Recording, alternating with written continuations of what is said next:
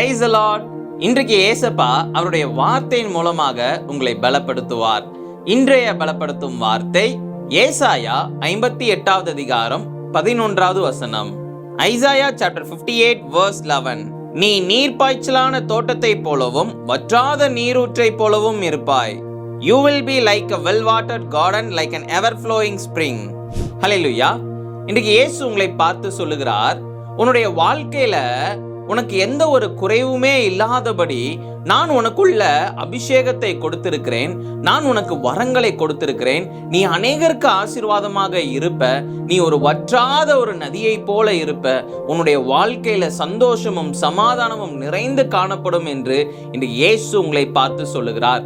சில நாட்கள் உங்களுடைய வாழ்க்கையில ரொம்ப ட்ரையா இருந்தது போல அது இருக்கலாம். ஆனா ஏசப்பா உங்களுக்கு கொடுத்திருக்கிற வாக்குத்தத்தத்தின்படி அவர் உங்களை வாழ்க்கையில பெரிய காரியங்களை செய்ய வைப்பேன் என்று வாக்கு பண்ணியிருக்கிறார். அவர் உங்களை கொண்டு பயன்படுத்த போகிறார். அவர் உங்களுடைய வாழ்க்கையை ஆசீர்வதிக்க விரும்புகிறார். நீங்க நீர்ப்பாய்ச்சலான தோட்டத்தை போலவும் வற்றாத நீரூற்றை போலவும் இருப்பாய் என்று இயேசு உங்களை பார்த்து சொல்லுகிறார். அதனால எதை குறித்து யோசிச்சு கவலைப்படாதீங்க. இயேசு உங்களோட கூட இருக்கிறார். நீங்க ஒரு நாளும் நீங்க வெட்கப்பட்டு போக மாட்டீங்க.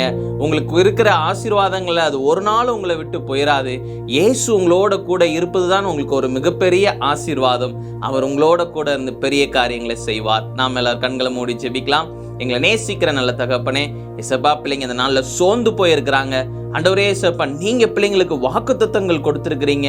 ஆண்டவரே ஏசப்பா, பிள்ளைங்களுடைய வாழ்க்கையில ஆண்டவரே ஏசப்பா எந்த ஒரு காரியமும் வறண்டு போகாதபடி நீங்க பிள்ளைங்களுடைய வாழ்க்கையில ஆண்டவரே ஏசப்பா ஆசீர்வாதங்களை கொடுங்க. நீங்க பிள்ளைங்களை உயர்த்தி வைங்க. இயேசுவின் மூலம் ஜெபிக்கிறேன் பிதாவே. ஆமேன், ஆமேன், ஆமேன். இயேசு உங்களோட கூட இருக்கிறார். உங்களுடைய வாழ்க்கையில நீங்க சோர்ந்து போகாதீங்க. அவர் உங்களுக்கு அநேக ஆசீர்வாதங்களை வைத்திருக்கிறார். அவர் உங்களை நிச்சயமாக உயர்த்தி வைப்பார். கர்த்தர் உங்களை ஆசீர்வதிப்பாராக. ஆமென்.